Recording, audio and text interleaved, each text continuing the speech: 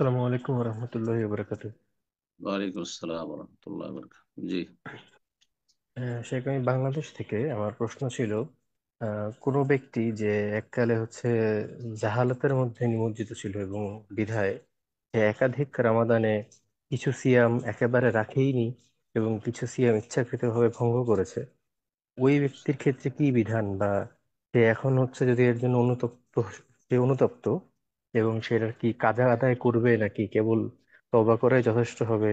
যদি এই বিষয়ে সংখ্যা বলতেন। জানা আছে? জাযাকাল্লাহু খাইরান। সংখ্যা জানা আছে কতটি এরকম আহ, ছেড়েছে? সঠিক সংখ্যা জানা নেই সেটা। বিভিন্ন সংখ্যা বছরে জানা একাধিক না থাকলে রামাদানে। বেশি বেশি, সংখ্যা জানা থাকলে কাজা করবেন, সংখ্যা জানা না থাকলে আনুমানিক কাজা জায়েজ নয়।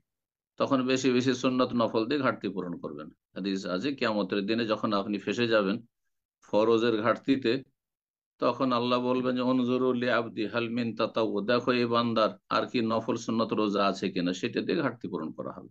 জি, ইনশাআল্লাহ বেশি বেশি সুন্নত নফল রোজা করে, সোমবার বৃহস্পতিবার মাসে 3টি করে, আর এই যে 6 সওয়ালের রোজা, তারপরে অন্যান্য যে জিলহজের রোজা, আশুরার রোজা, এইসবগুলি রাখেন। জি। প্রশ্ন করবেন এমডি মাসুদ আলম। আপনি প্রশ্ন করুন। আসসালামু আলাইকুম রহমতুল্লাহ বরকাতুহু। ওয়ালাইকুম আসসালাম আপনি কেমন রহমতুল্লাহ। আছেন সালমান শেখ? জি, আলহামদুলিল্লাহ। বলেন, প্রশ্ন বলেন। শেখ, আমি বলছি কোলকাতা থেকে, বাড়ি মালদা জেলা। সালাম আলাইকুম। বলছিলাম শেখ, আমরা যে যে কোম্পানিতে আছে আমাদের এখানে সব উর্দু ভাষী, এরা সবাই বেরেলিবি মাঝাবের অনুসারী। তো এরা তারাবি, প্রথম তারাবি পড়াচ্ছে। তো তাদের পিছনে কি আমরা সালাত হবে এবং 5 ওয়াক্ত নামাজও পড়াচ্ছে। প্রথম তারাবিতে কি সমস্যা?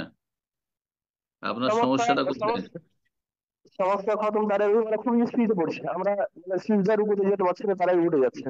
খতম করলে যে স্পিডে পড়তে হবে এটা তো নয়। খতম তো সৌদি আরবে হচ্ছে, হ্যাঁ, অনেক মসজিদ হারমানি শরীফেনে হচ্ছে, খতম অনেক জায়গায় হচ্ছে।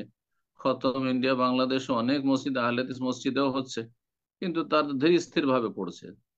তারা যদি এমন ভাবে পড়ে যে তাদের তেলাওয়াতের শব্দগুলি সুস্পষ্ট নয়, বোঝা যাচ্ছে না যে কি শব্দ উচ্চারণ করলো, তাহলে এই রকমের সালাত পড়া জায়েজ নয়, এরকমের তেলাওয়াতও জায়েজ নয়, এবং তাদের সাথে তারাই পড়াও জায়েজ নয়। জি।